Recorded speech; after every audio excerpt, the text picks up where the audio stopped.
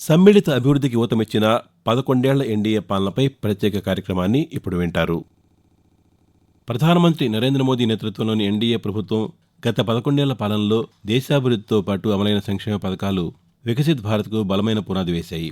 2014లో ప్రధానమంత్రిగా నరేంద్ర మోదీ బాధ్యతలు చేపట్టినప్పటి నుండి పేదరిక నిర్మూలన, సామాజిక న్యాయం, మౌలిక వసతుల విస్తరణపై ప్రధానంగా దృష్టి సారించారు. గృహ నిర్మాణం నుంచి ఆరోగ్య సంరక్షణ వరకు, నీటి కనెక్షన్ల నుంచి విద్యుత్ సరఫరా వరకు, ఆర్థిక సేవల విస్తరణ నుంచి మహిళా శక్తీకరణ వరకు ప్రతి రంగాన్ని స్పృశించిన కేంద్ర పథకాలు కోట్లాది భారతీయుల జీవితాల్లో ప్రభావం చూపించాయి. స్వచ్ఛత, ఆరోగ్యం, ఉపాధి, విద్య, స్వయం ఉపాధి వంటి కీలక రంగాల్లో పాలకుల లక్ష్యబద్ధమైన కార్యక్రమాలు నూతన భారత్ నిర్మాణానికి బలమైన పునాది వేశాయి.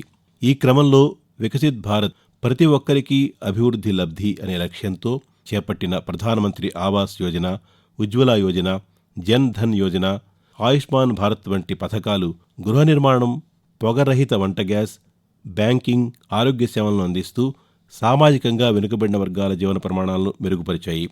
ఇందులో భాగంగా దేశంలో పేదలకు భరోసా కలిగించేలా 2020 మార్చిలో ప్రధానమంత్రి గరీబ్ కళ్యాణ్ అన్న యోజన పథకాన్ని ప్రవేశపెట్టారు. కరోనా సమయంలో ప్రజలను బాగా ఆదుకోవడంతో పాటు నెలకు ఒక్కో లబ్ధిదారుడికి 5 కిలోల ఉచిత ఆహార ధాన్యాలను అందిస్తూ ఇప్పటికే 81 కోట్ల మందికి పైగా ప్రజలకు లబ్ధి చేకూరుస్తున్న ఈ పథకాన్ని కేంద్ర ప్రభుత్వం 2028 డిసెంబర్ వరకు పొడిగించింది. ప్రతి సంవత్సరం 2 లక్షల కోట్ల రూపాయల భారీ బడ్జెట్తో అమలు చేస్తున్న ఈ యోజన దేశంలో పౌష్టికాహార లోపాన్ని తగ్గించడంలో కీలకంగా నిలుస్తోంది. पीएम गरीब कल्याण अन्न योजना देश की एक बहुत बड़ी आबादी के लिए एक और प्रोटेक्टिव शील्ड है. इस योजना ने कोरोना के संकट काल में किसी गरीब को भूखे नहीं सोने दिया. आज सरकार 4 लाख करोड़ रुपए सरकार इसी अन्न योजना पर खर्च कर रही है. चाहे वो one nation one ration card हो या फिर जेम ट्रिनिटी, ये सभी प्रोटेक्टिव शील्ड का ही हिस्सा है. आज गरीब से गरीब को भरोसा मिला है कि जो उसके हक का है वो उसे जरूर मिलेगा. ప్రధానమంత్రి నరేంద్ర మోదీ నేతృత్వంలోని ఎన్డీఏ ప్రభుత్వం సర్వతోముఖాభివృద్ధి లక్ష్యంగా అమలు చేస్తున్న అనేక సంక్షేమ పథకాల ద్వారా కోట్లాది ప్రజల జీవితాల్లో గణనీయమైన మార్పులు తెస్తోంది. 2024 నాటికి ప్రతి గ్రామీణ ఇంటికి కుళాయి నీటి సరఫరాను అందించాలనే ప్రతిష్టాత్మక లక్ష్యంతో జల్ జీవన్ మిషన్ను ఆగస్టు 15, 2019న ప్రధానమంత్రి నరేంద్ర మోదీ ప్రారంభించారు. ఇది ప్రారంభించిన సమయంలో గ్రామీణ కుటుంబాల్లో 3.23 కోట్ల కుటుంబాలకు మాత్రమే కుళాయి నీటి కనెక్షన్లు ఉన్నాయి. అనంతరం హర్ ఘర్ జల్ యోజన కింద దేశవ్యాప్తంగా 15 కోట్ల ఇళ్లకు నీటి కనెక్షన్లు ఇవ్వగా, ఉజ్వల యోజన ద్వారా 10 కోట్లకు పైగా పేద కుటుంబాలకు ఉచిత ఎల్పీజీ గ్యాస్ కనెక్షన్లు అందాయి.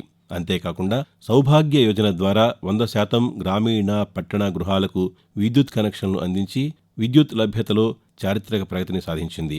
పరిశుభ్రమైన భారత్ నిర్మాణం లక్ష్యంగా కేంద్ర ప్రభుత్వం అక్టోబర్ 1, 2021న స్వచ్ఛ భారత్ మిషన్ 2.0ని ప్రారంభించింది. దీని ద్వారా దేశవ్యాప్తంగా 12 కోట్లకు పైగా ఇళ్లకు మరుగుదొడ్లు నిర్మించడంతో గ్రామీణ, పట్టణ ప్రాంతాల్లో పరిశుభ్రతకు ప్రాధాన్యం పెరిగింది. 2020 జూన్లో కోవిడ్-19 మహమ్మారి కారణంగా ప్రభావితమైన వీధి వ్యాపారులకు మైక్రో క్రెడిట్ సౌకర్యాలను అందించి వారికి అండగా నిలిచేందుకు తీసుకొచ్చిన ప్రధానమంత్రి స్వనిధి పథకం మరో మైలురాయిగా నిలిచింది. ఈ పథకం ద్వారా ఇప్పటివరకు 68 లక్షల మంది వీధి వ్యాపారులు రుణాలను పొందారు. వారి జీవనోపాధికి ఈ పథకం ఒక పెద్ద భరోసాగా నిలిచింది. शहरों में रेहड़ी वाले, ठेले वाले, पटरी पर काम करने वाले, जो सब्जी बेचते हैं, फल फूल बेचते हैं, दूध बेचते हैं, अखबार बेचते हैं, वे भी छोटे छोटे लोग स्वाभिमान के साथ जिए. ऐसे मेहनतकश साथियों के बारे में पहले सरकारों को सोचने की फुर्सत ही नहीं थी. उनके लिस्ट में ये काम ही नहीं थे. लेकिन आपके इस सेवक ने पीएम स्वनिधि योजना की मदद से आज ऐसे लाखों रेहड़ी पटरी वाले सामान्य काम करने वाले लोगों के जीवन को, उनके परिवार के जीवन को बदला. ఆరోగ్యం, ఉపాధి, విద్య, స్వచ్ఛత, వసతి, వ్యవసాయం వంటి కీలక రంగాలకు ఊతమిచ్చేలా కేంద్ర పథకాలు అమలవుతూ లక్షలాది మందికి ప్రత్యక్ష లబ్ధి కలుగుతోంది. నూతన భారత్ నిర్మాణంలో యువత, చిన్న వ్యాపారాల ప్రోత్సాహానికి కేంద్ర ప్రభుత్వం కీలకంగా తీసుకొచ్చిన పథకాలు సత్ఫలితాలనిస్తున్నాయి.